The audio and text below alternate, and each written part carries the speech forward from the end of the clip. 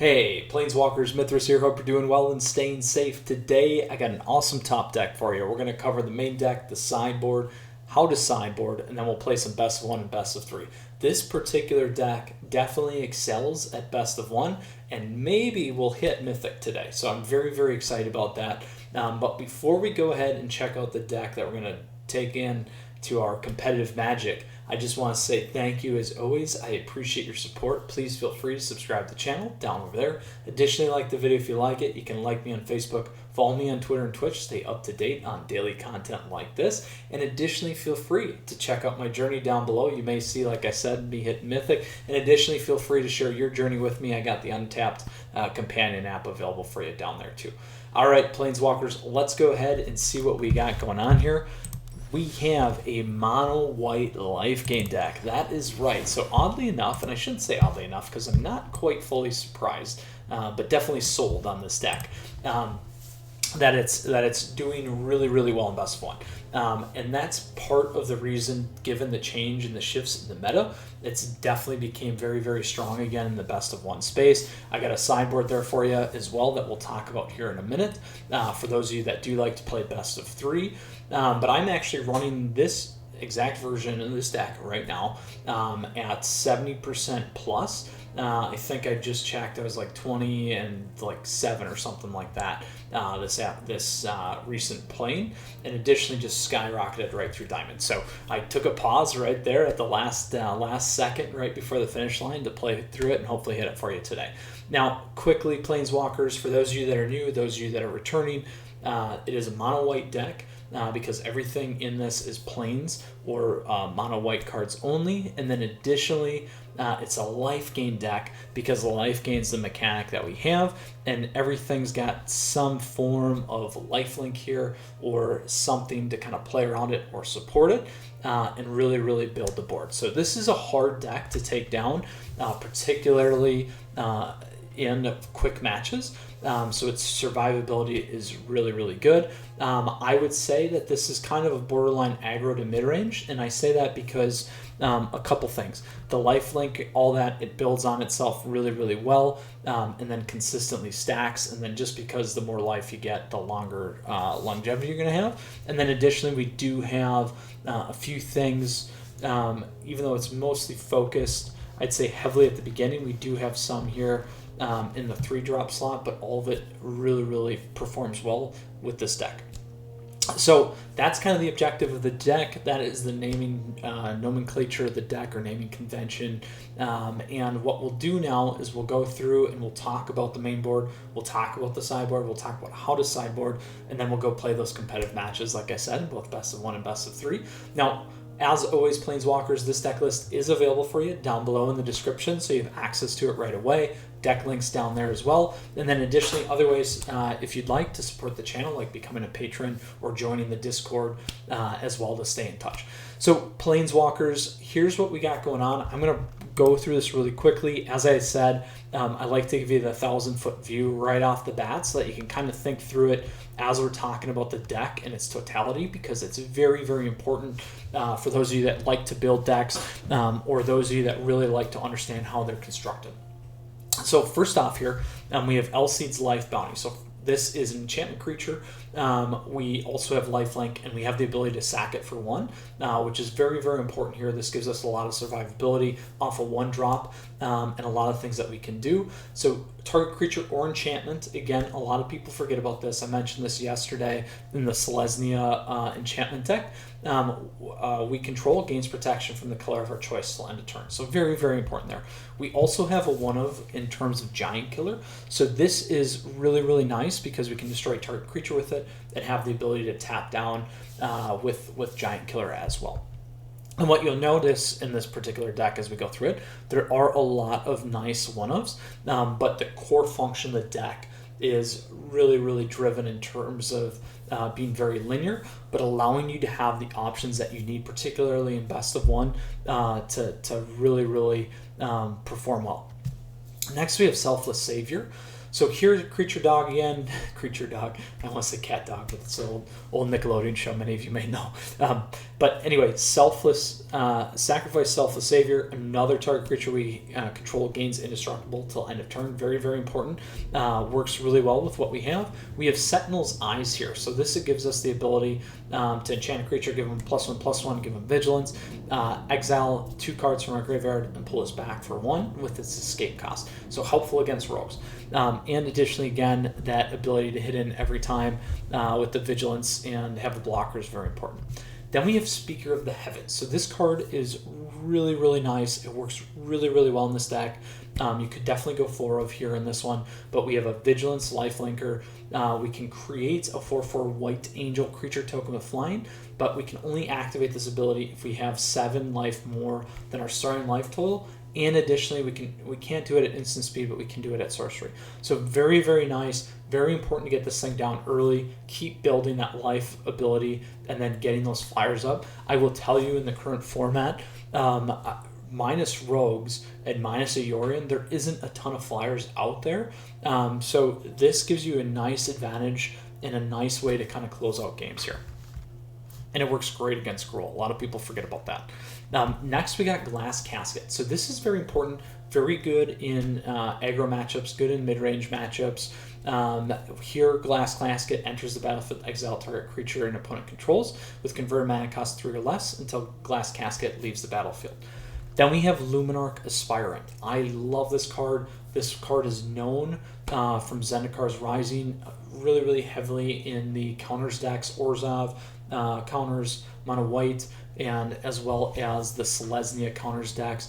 This plays really, really well in the Lifegain decks here as well. So what this is a human cleric. At the beginning for combat on our turn, we get to put a +1/+1 counter on target creature we control. Then we have Daxos, Blessed by the Sun. Daxos toughness is Daxos is toughness is equal to our devotion to white, so it gives us a really, really nice strong blocker. But then additionally, whenever another creature enters the battlefield or dies, we get to gain 1 life. Very, very helpful. We have 1 Banishing Light. As I said, again, very situational, and we'll talk a little bit about some of the stuff here in the sideboard in a little bit. But Banishing Light gives us this ability where when it enters the battlefield, we can exile target non-land permanent opponent controls until it leaves the battlefield. Very helpful if we can't hit with Glass Casket. Very helpful against hitting things like Ugin. Still gives us an out at times, so it's very, very important and very, very powerful within this deck. We also have Heliod Sun Crown, so very, very huge component of this deck. A legendary enchantment creature that's a god. It's indestructible. As long as our devotion to white is less than 5, Heliod isn't a creature, but once we get there, this is a powerhouse.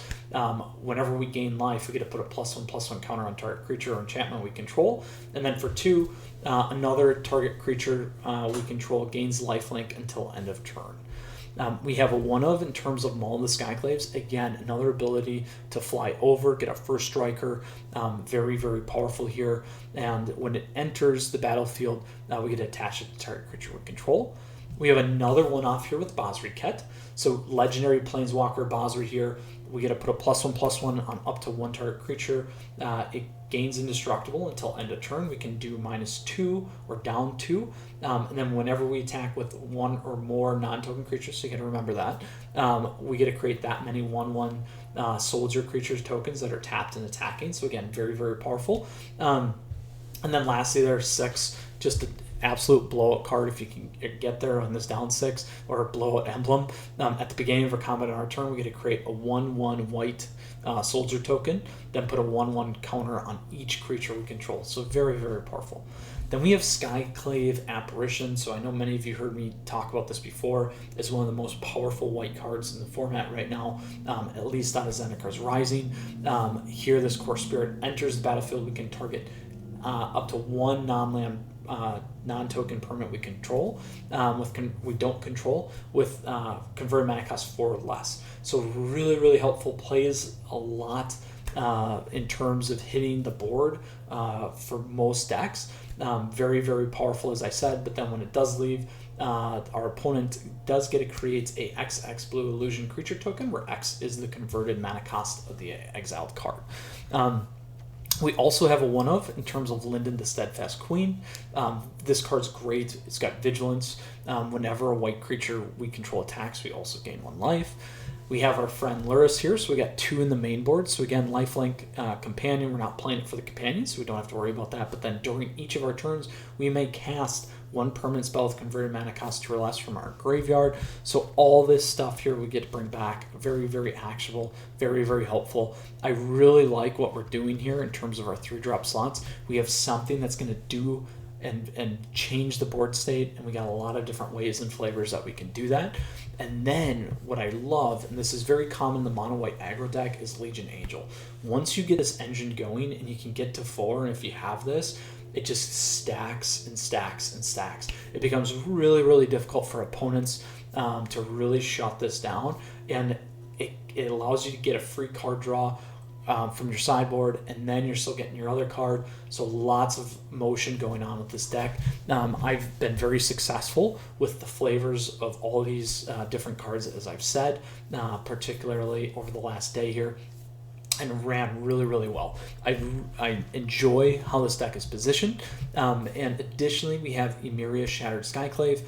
So when this enters the battlefield, again, we can have the pain lands, I like to say. You can pay 3, it can enter untapped, or you can have it come in tapped. Or for the Emeria's Call here, again, we get to create 2 4/4 White Angel Warrior creature tokens with flying. Non-angel creatures we control gain indestructible until our next turn. Very, very powerful. And then we're running 20 lands. So we got 22 total lands, very aggressive, very nice. This helps us prevent flooding. If there was anything that I would maybe change about this deck, is I would even consider going 2 more modal lands here instead of the planes, either the protection spell one or the direct damage one, because it's very, very important at times to have either or, depending on what you're playing. I would say particularly in best of 3, if you're a best of 3 player, I'd go with the prot. If you're an aggro type player, I'd probably go with the direct damage to keep the creatures off the board. So again, very, very important. You could always run another Emeria's Call too. I think those are a lot of good things for you. But this is the deck that I've been playing. Really, really like it. And I hope you guys enjoyed as well. So that is the main board. This is what we will play for best of 1. This is absolutely the deck that I've been playing for best of 1.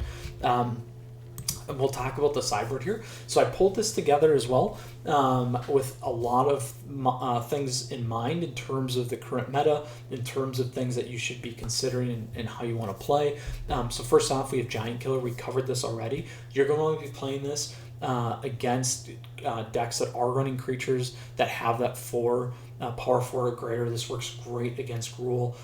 It works great against a lot of the adventure decks that are playing Beast, Noble Beast, also, as well as excuse me, taking off Bone Crusher, lots of different things. And then additionally, once you get on the board, you can shut a lot of stuff down. It's great against Questing Beast.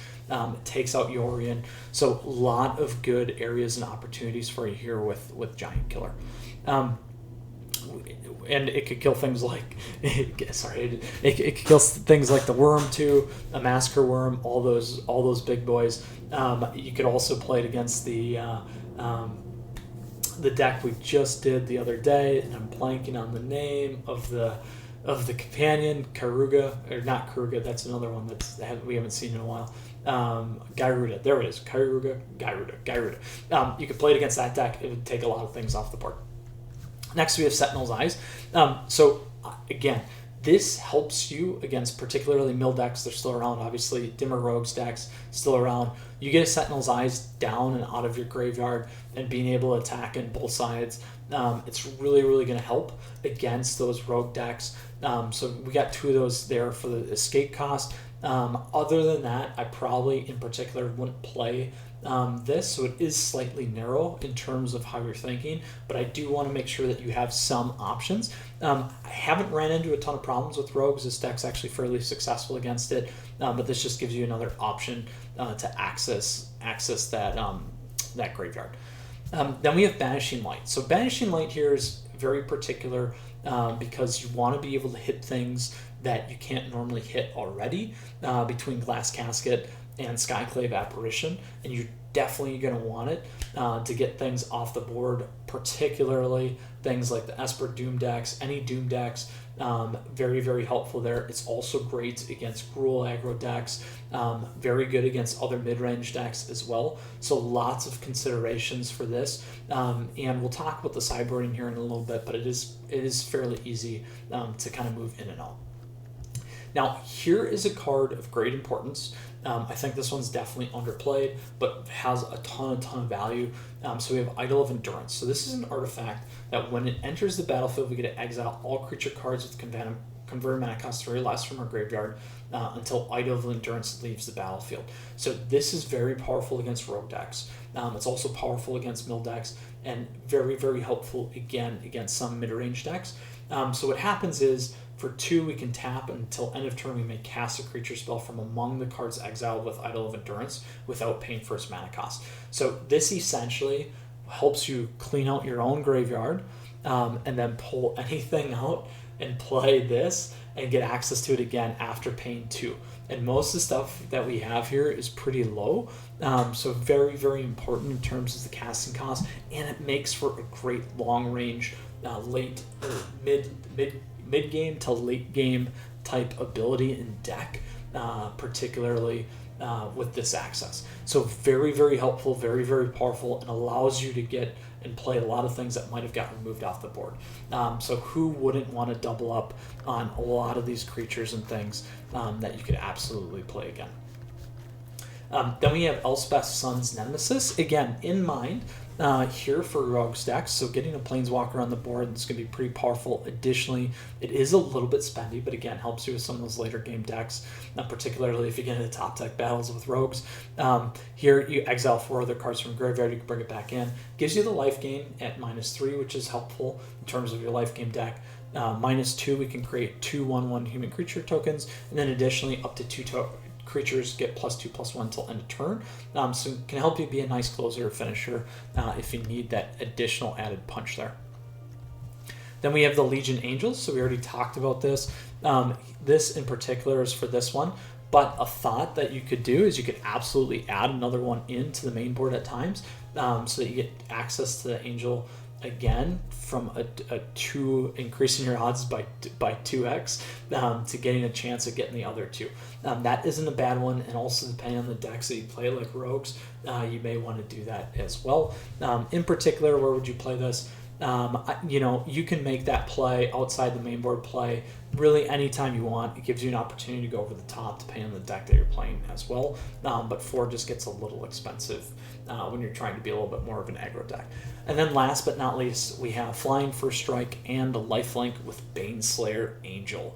So this gives us protection from demons and protection from dragons. So very important against some of the Temur Obosh ramp decks. So you guys have seen that.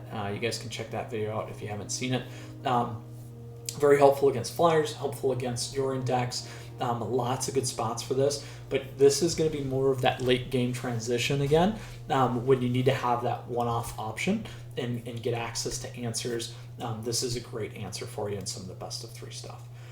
All right, Planeswalkers, so that is the main board, that is the sideboard. We're going to go ahead and talk about how to sideboard now, and we're going to talk about it from an aggro, mid-range, and late game type of a deck. We covered some of the nuances here with some of the other pieces, but in particular, what I would tell you is for most aggro decks, you're going to be pretty solid here. A lot of this stuff works really nicely. If there was anything that would maybe change out is if they aren't running some of the bigger creatures, you can absolutely drop out Giant Killer. And Giant Killer is going to help you against things like Mono Red if they do have Annex on the board, if they get big enough. Otherwise, I wouldn't worry about it too much. Sentinel's Eyes might actually be a better play for you, so that could be one spot. Obviously, like we talked about with Rogues, I might even go over the top by adding in these 2 and making it more than a 60-card deck, which is pretty common and not a bad play as well. The other thought that you could do is you could always flip in one Idol of Endurance. And if you wanted to, if they are more creature heavy, Banishing Lights to lock things up always work well too. So if we really look at this, I'm going to say 2 to 4 cards that you might be sideboarding on, given what you're playing. Again, very, very powerful, and you may not need to play the Banishing Lights, because if you can hit everything with Glass Casket, you're going to be fine. Their top mono red tops out at 4 anyway. So does aggro, Gruul aggro. So things that you could consider to move out. In this particular one, you could always pop out a Linden. You could pop out a Banishing Light, like I said, if it's creature heavy, and you could pop out a Giant Killer and Sentinel's Eyes, unless you want to play the Sentinel's Eyes.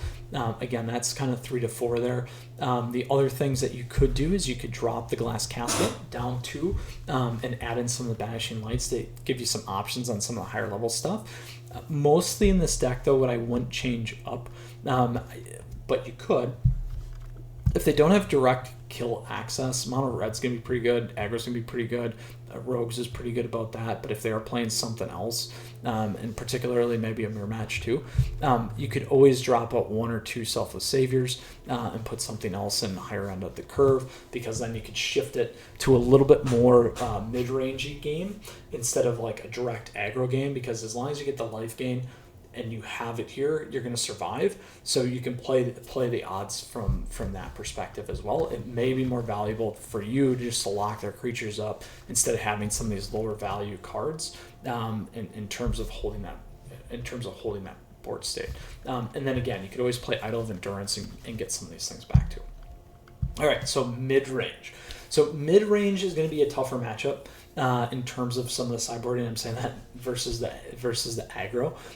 Here, I would think about it in terms of, is Glass Casket going to cut it? If not, then pop in the Banishing Lights. Also pop in Giant Killer if they are running a 1 or 2 off, like Crocs or something like that. If they're playing more of the adventures types decks, Giant Killer is still going to work well. Banishing Light will work well. You're probably not going to play Sentinel's Eyes here. You may want to go Idol of Endurance or 2 just for some of the late games, and then you may even want to consider a Baneslayer Angel, and you may want to consider a Legion Angel. Again, if we go over the top on the mid-range, we're going to be doing pretty good. In addition to the stuff that we have is very, very supportive in terms of some of the early game, so we can kind of, again, shift focus a little bit to match for match in terms of what we want to do and what we're seeing on the board. What would I change out again? So in particular, I still always like Boswood Cat. I like Mullet Skyclaves as an answer. Linden the Steadfast Queen, I would maybe pull this one out. I would then look to maybe remove Sentinel's Eyes. If we're keeping Giant Killer, again, Glass Casket, I would take a first look at. So that could be 6 there just to switch up, and then you're pretty much solid. Most of the stuff that I'm not going to touch is I'm going to leave these alone. I'll leave this alone. We may add another one of those. I'll leave these. You're going to want Lyris. The other spot that you could absolutely consider cutting that isn't terrible is getting rid of a Daxos or Daxos. And the only reason why is because it does have that legendary rule there with legendary enchantment creature. However, doubling up is nice once in a while when you pop them both and get all the life gain and counters and things like that from Heliod Syncron. Last but not least, we have a late game. So the late game matchups tend to be a little bit more grindy with this deck, tend to be a little bit tougher at times, even though this is slightly aggro to mid-range. You can absolutely, and I've done it plenty already, absolutely get under them. But that's like a turn 1 Speaker, a turn 2 Luminarch, no answer, turn 3 Heliod, and then they're like done at that point. And if you can get a Selfless Savior on the board to kind of keep things going and protect your guys, you're going to be in a pretty good spot. But what would we play? Because this is going to be very important again if they are late game. I would definitely play, we're going to be considering mostly Yorion decks. There's still some control decks out there, Grixis control, obviously the mono red, mono black control decks. So I would play potentially Idol of Endurance. Absolutely Banishing Lights are going to be your friends. You might not have to play Glass Casket, and most likely you won't. Those are going to be dead cards. a lot of times. So consider pulling those ones out first. You may want to put in a giant killer just in case for Yorion. Again, depending on what they're playing, you could always run an Elspeth, and you could run a double up on Legion Angel or Baneslayer Angel. Again, kind of shifting a little bit to a later game type matchup. We have to be really, really careful here. We have to keep the Selfless Saviors. The exiled cards are really, really painful in this deck. If you do run into that, you want to make sure that you're getting a healthy blend of 1 and 2s or odds or even drops to really, really help survive some of those things. But that to me has been kind of the harder matchup. They take a while. You can absolutely win. I will tell you, all the one-offs in this deck help you a lot. A lot of people forget that. There are a number of things that we didn't talk about. So something that could be nice also from a land in this deck would be 1 or 2 Crawling Barons. Would be really, really nice. Castle Ardenvale is very, very powerful. I've been able to win just by flooding the board at times if it does go into kind of a stall state. So those are other important things to talk about. All right, Planeswalkers, that was a huge amount of information for you. I'm sure your brain is swelling with that. Like I said, I've been playing this one a bunch. So we're going to go ahead and play some best of 1 and best of 3. Hopefully we're going to hit Mythic here today. Very, very excited about it. So we'll see how it goes. But I love this deck. It's very competitive and high, and it definitely, in my opinion, tier 1 right now for best of 1. So Planeswalkers, let's go ahead and we'll go play some competitive Magic here with this deck.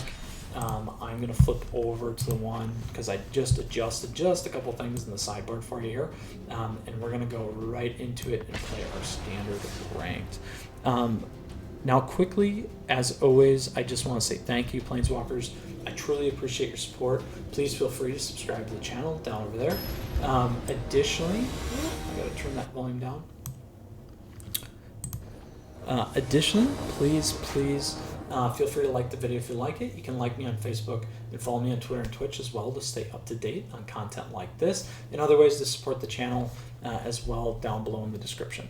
Now, this is an interesting setup for us.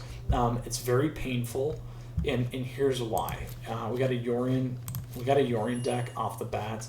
Glass Casket is most likely dead on arrival for us. We do have Heliod and we do have Skyclave, so it's not bad. We could try and slow roll it. This is a really tough matchup, so if we do hit Mythic off it, it's going to be much deserved. Now, I need to think if I want to try it. If I think we have 2 dead cards, I'm not going to be able to go under fast enough. I'm going to try and mulligan. All right, so this is a much better setup for us. I'm going to keep this. I'm going to dump the Casket, and we'll go from there. Funny that we hit Giant Killer 1 in 62 in a row there too, by the way.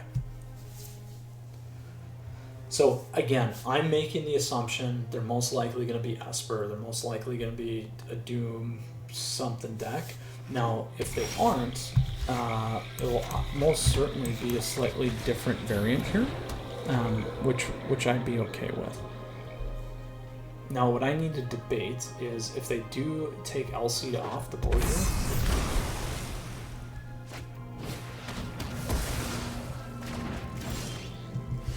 Well, that is very helpful for us. So I will play this one. Now, we'll play Selfless Savior next. If we don't have to worry about it. Sultai. So it's a ramp deck too. So a little bit different here. If I can get... Here we go.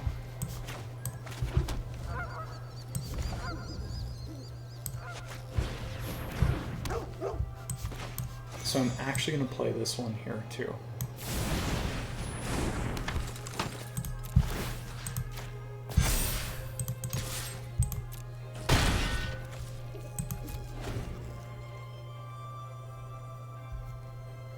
Now again, I'm banking that I can either tap something down. Yeah, they're going to be hardcore ramping here. 1, 2, 3, 4, 5, 6, 7.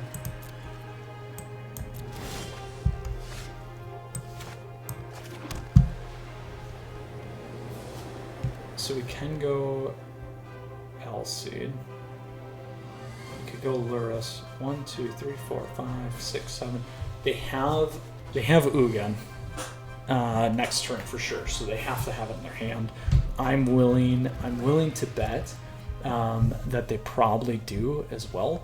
So the problem here is, even if we wait and play it, we're going to be in a really, really bad spot. So I'm going to try this. We'll see if we can get away with it.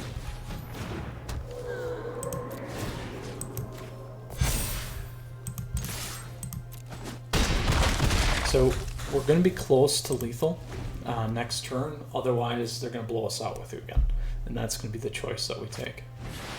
Ooh.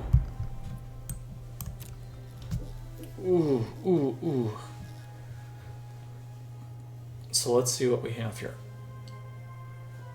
Sultai Ultimatum. Search your library for 3 mono-colored cards with different names and exile them. An opponent chooses one of those cards, shuffle that card in your library. You may cast the other cards.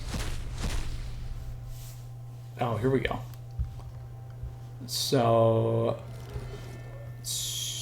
choose one. Search your library for up to 3. I haven't seen this one in a while, so I want to make sure I play this right, because we can definitely play around it. Search your library for up to 3 mono-colored cards with different names and exile them. Opponent chooses one of those cards, shuffle that card into your library. You may cast the other cards without paying for their mana costs. So we are getting rid of that one. I'll take the other 2. We'll be able to tap.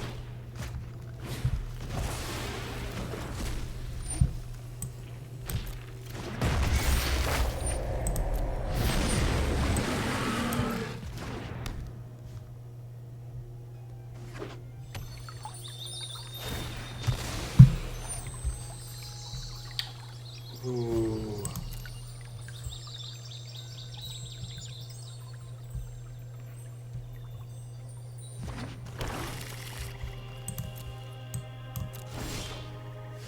So this is going to be interesting because we can't tap down.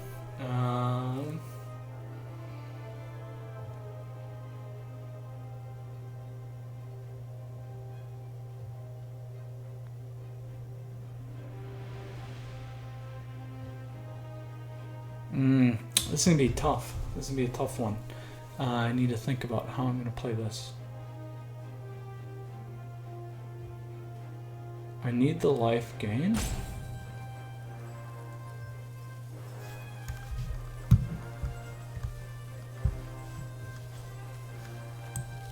So I think we do this.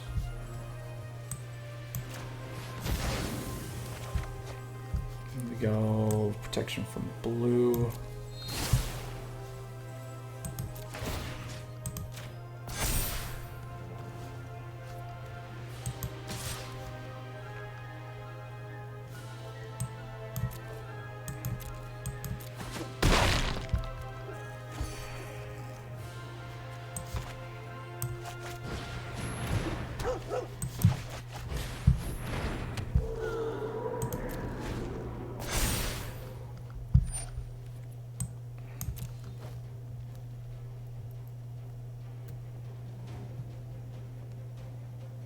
I didn't have lethal, by the way.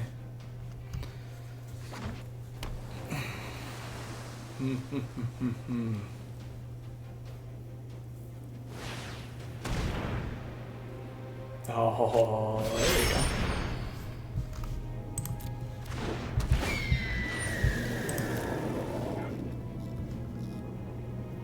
Nice ramp.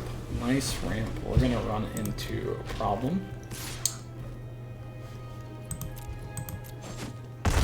So our out is not going to happen. Because our guys are not going to untap.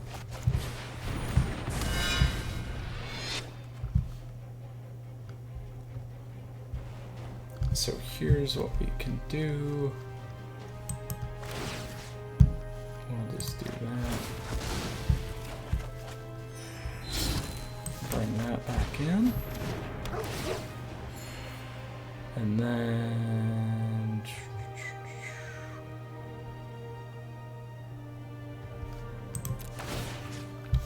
and let's put that there.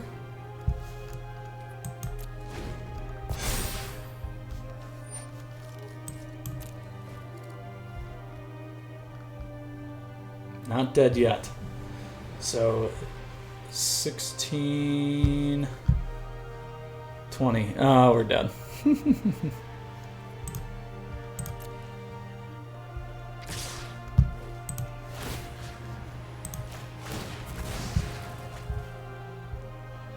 Actually, we're not dead.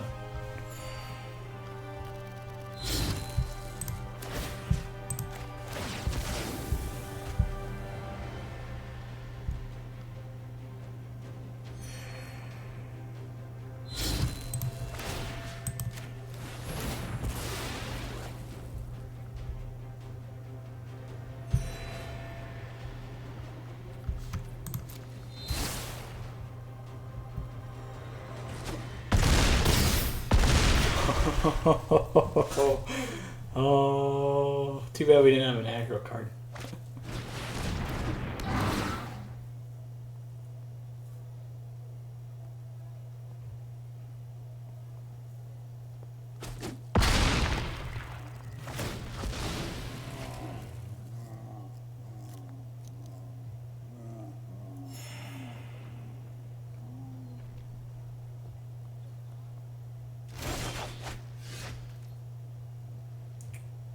Ooh.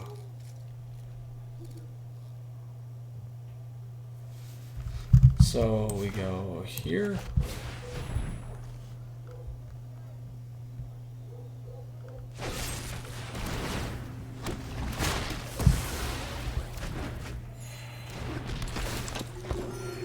And here. And unfortunately, because we didn't play the one on the sideboard first, that's why they got excited.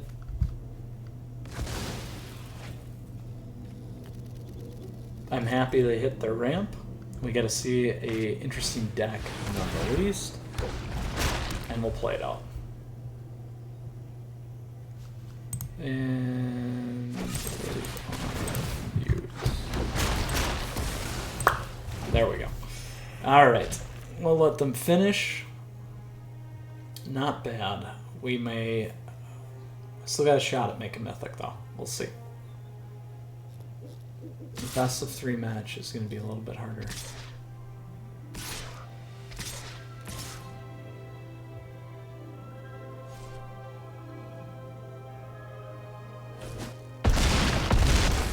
Not bad, not bad. Sultai Ultimatum. I love it when things work. Alright, see, there we go. We were one away. We tried. Alright, we still can do it. We can still do it. But again, like I said, I've been running 70% plus with this list. Now I've been knocked maybe to 68. All right.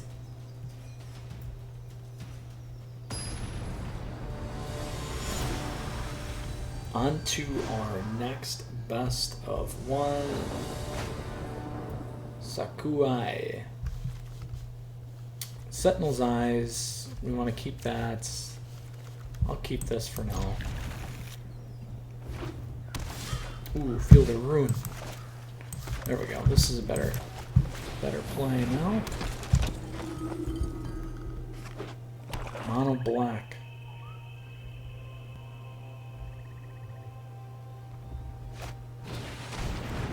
So Skyclave, we need to get Maze Mind off the board as soon as possible. We'll get Luminarch on.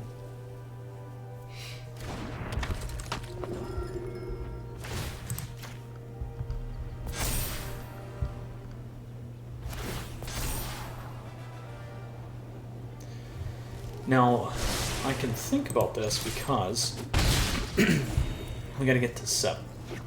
So if I put that on, put a Sentinel's Eyes on speaker, if he doesn't kill it here, I'll kill it here.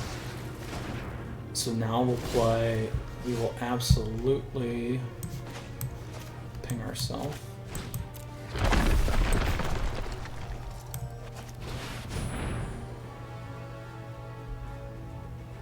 to take May's mind off.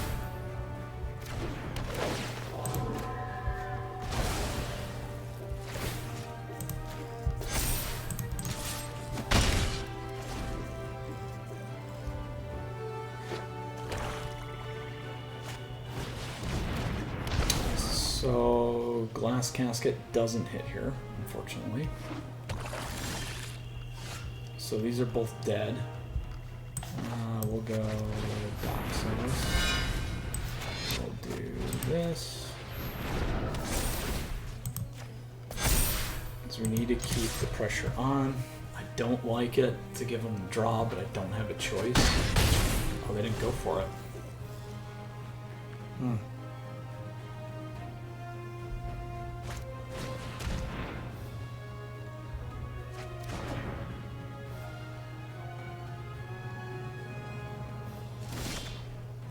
Oh, here we go.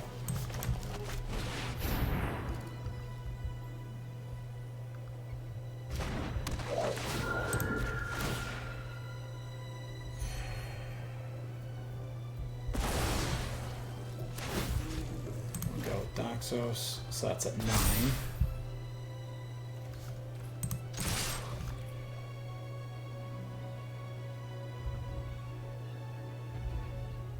So if they pump Skyclave off, they'll get 1 creature back. There they got their 4.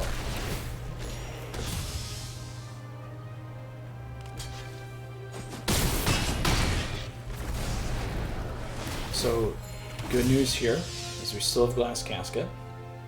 That will take out the 4/4.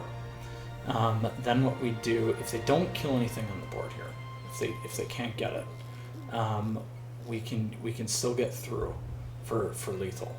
So we can hit.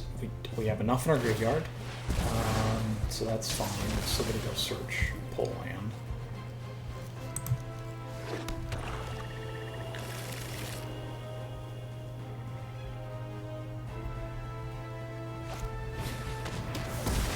So if we get a land, we can still win too. Can attack in. There we go.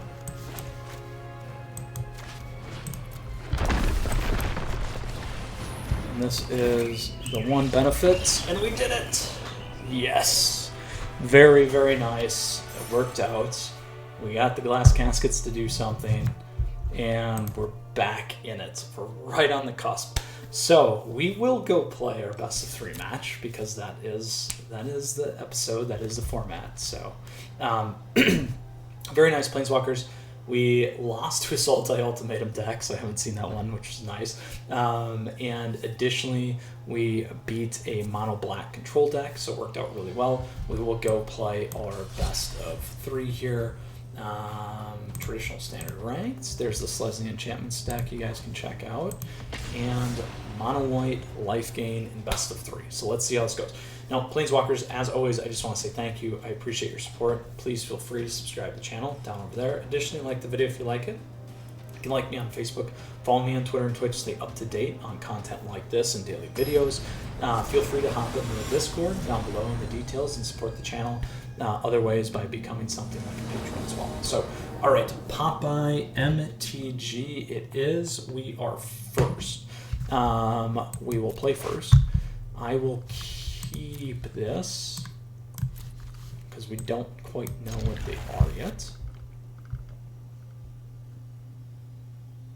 But we will take it. So Popeye, you are standing in the way, and I feel like I've played Popeye before. I probably have. You don't know it, but you're standing in the way of Mythic right now.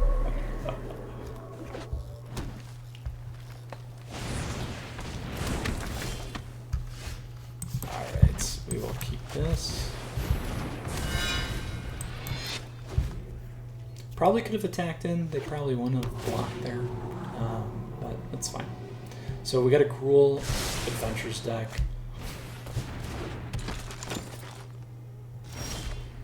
I will absolutely take Edgewell off the board. So the challenge for this deck, and maybe they'll trade here. I'm gonna attack in this time. Maybe let's raid. The challenge for this deck is definitely the artifact. Great Henge is a huge problem. So this is good. I will keep with it. Last casket here. If we can get another land and get the Legion Angel engine going, we're going to be sitting pretty good. But we got to get there. Absolutely need to get there.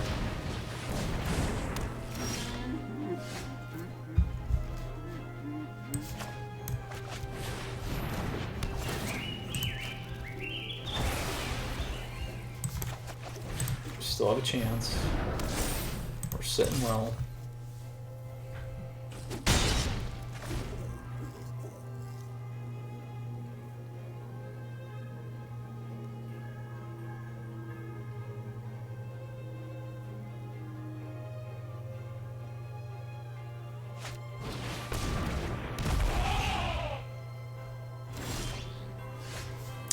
Ooh, here we go.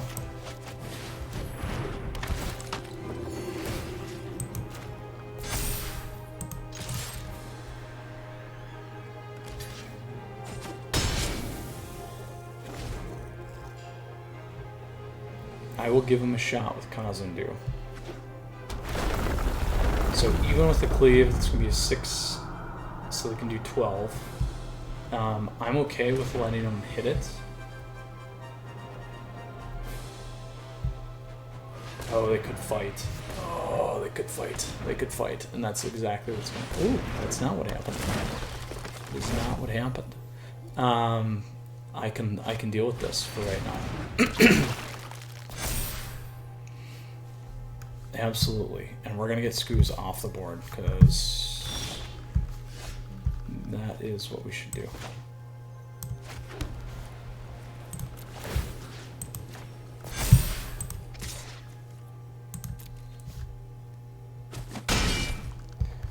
Alright, so we're going to do this instead and get our flyers going.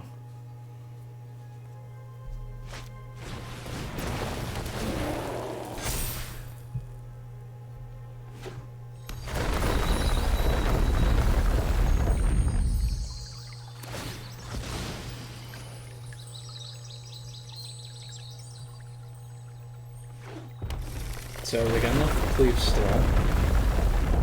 721, it's not lethal.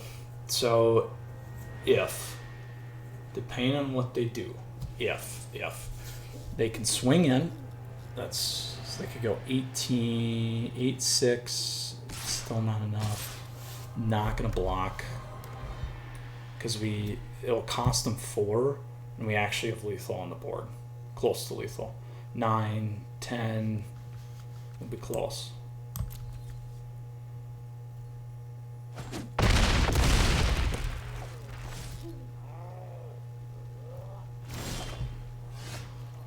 So I need to think about this then.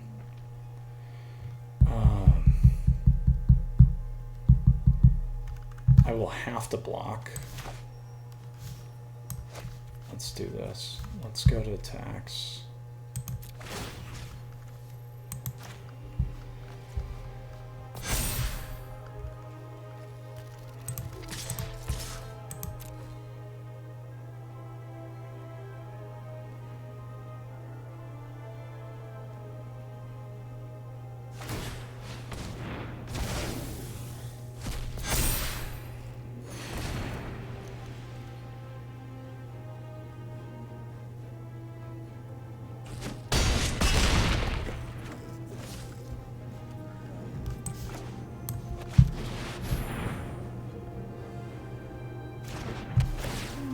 Get Great Henge off.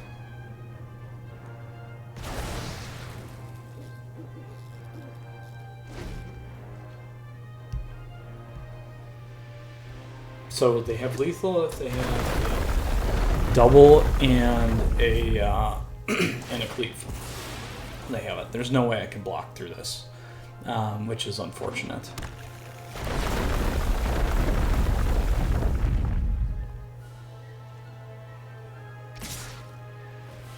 Yeah, they have it. That's too bad. That is too bad. Oh. Maybe they don't have it. Oh, we got it! The bluff! Oh! Alright, so now, my friends, here is how we play this. We grab Giant Killer. We drop the Sentinel's Eyes, even though that helped us. We grab Baneslayer.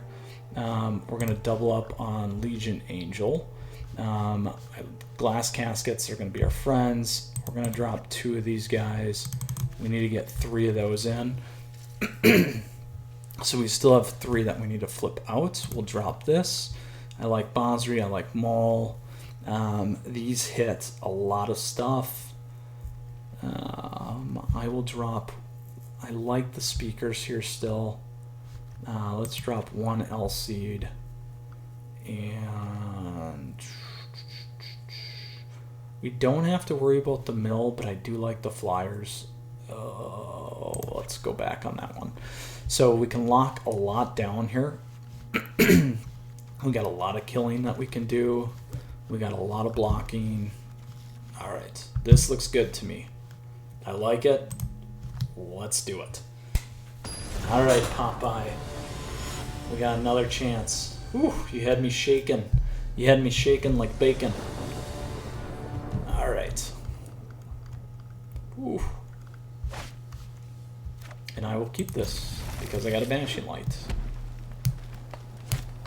Oh, they got the engine. They got the engine. I'm going to play this first.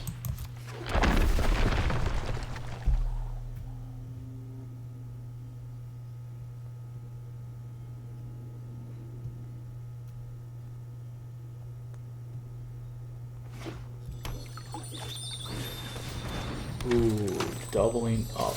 We need to get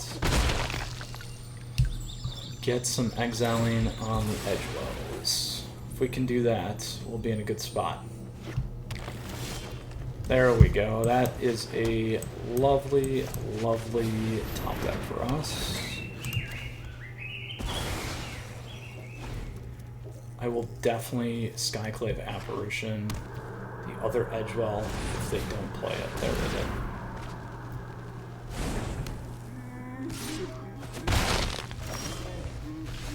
And we will still do it.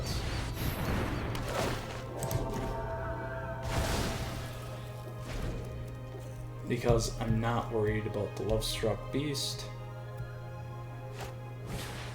I'm more worried about the Edgewells.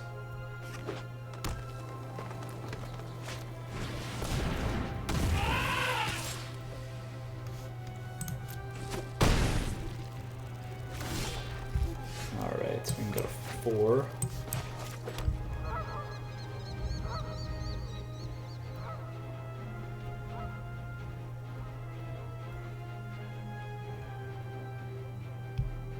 At 5, I'm trying to figure out what the optimal play is.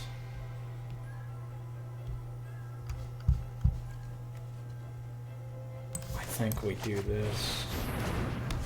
And we get him off the board. It's not pretty. It's definitely not pretty.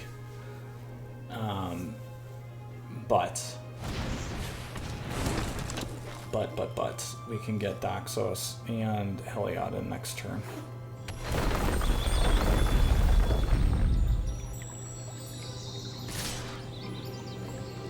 And that will put us at 12. No blocks.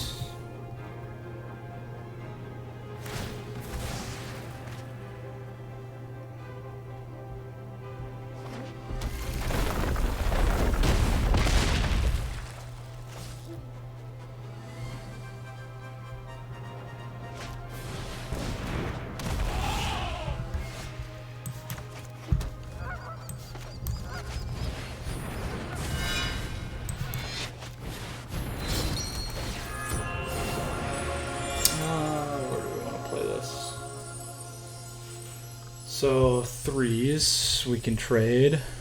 They don't have a land right now.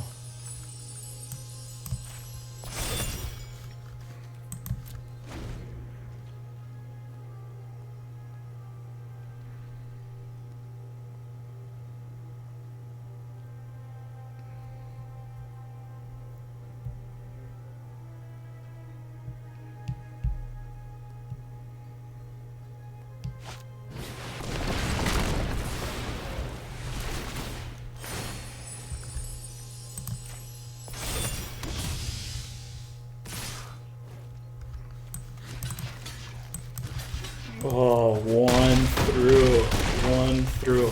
Now, we were a little slow, but I'm still happy with that match because it's a tough one. We'll stick to what we have. Worked out just fine, minus kind of some of the start. But we did have to overextend ourselves on some of the stuff that we played there, unfortunately. But that is how it goes. We got a chance to get our revenge. We're on the play. Hopefully this will fare better for us.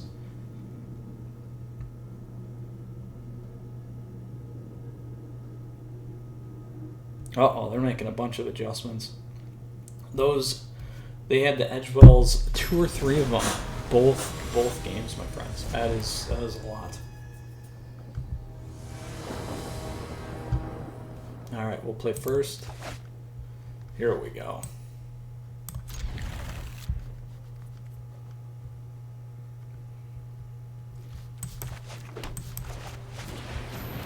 If we can get to Baneslayer.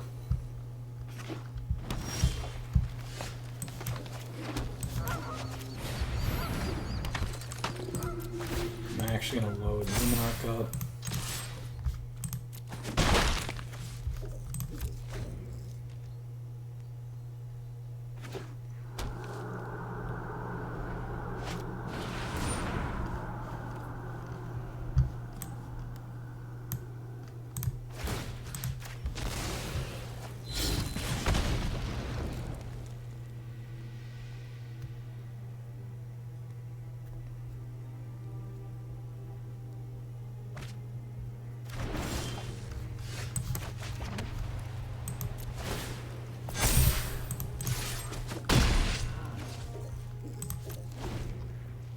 Well, we have enough to get there.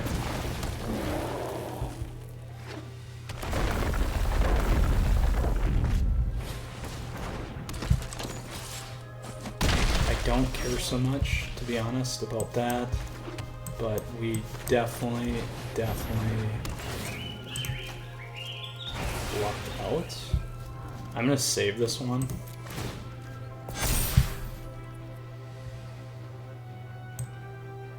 Well, I might take him off the board.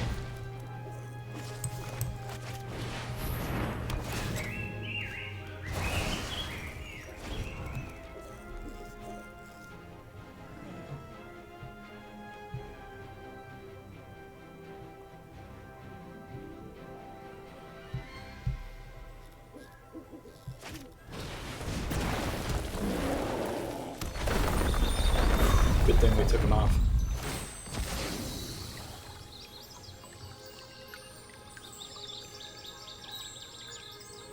So red.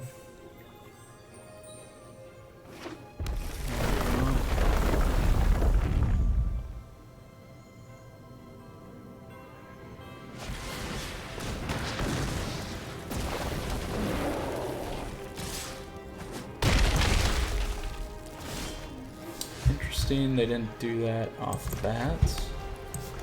But here's what we're gonna do.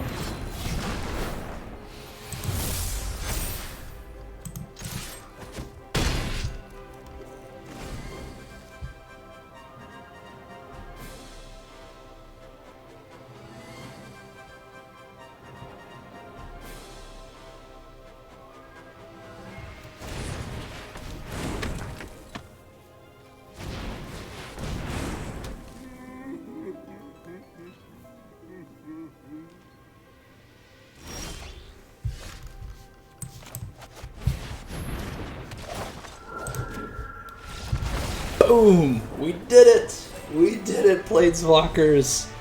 Oh, lovely. And we did it in best of 3, so I can eat what I was saying at the beginning. Lovely, lovely, mythic. We did it. All the suspense to the very end today. Well, let's see where we hit. I'm guessing like 95, 96%. Let's go ahead and take a look. 95. There we go. Oh, I gotta move this. There you go. Just to confirm. There we go. That's what happens. When I slow roll it and it's like 20 days in the season. But we will take that. Planeswalkers season ends in 6 days. Faster than last season, but time is of the essence always, and the biggest constraint that I always have. So love it, love it, love it. Let's go ahead and take a look at the deck. Once again, this thing is powerful.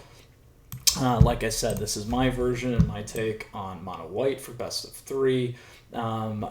And very, very nice in terms of best of 1. Gave you some additional options there and things that you could consider. And even best, you guys got to see a lot of the mechanics. We didn't see Maul, we didn't see Bozzery, but we saw pretty much, and no Linden, we saw pretty much everything else though. So very, very awesome. Again, here's the list for you.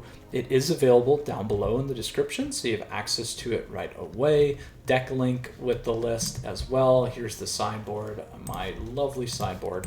Hope you guys enjoy it. This deck is really, really hot right now. It's doing really well.